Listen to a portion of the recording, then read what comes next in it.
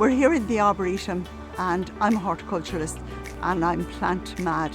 And this garden was created 15 years ago, and it was created because we listened to our customers and we wanted to inspire them and show them what their plants that they might want to buy will look like in the years to come. The garden is in very good shape, and it shows how easy and the fun that gardening is. We used two themes when we were designing the garden. The first was around children and the story of Jack and the Beanstalk.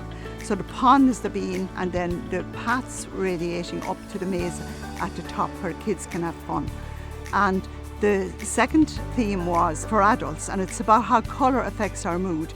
And this is a very colourful garden. Green is for growth, red is for vitality, orange is for optimism, yellow is for contentment, blue is for the spirit, and purple is for knowledge.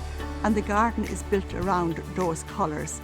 The garden is free and it's enjoyed by all the visitors that come to the Arboretum and also by the local people.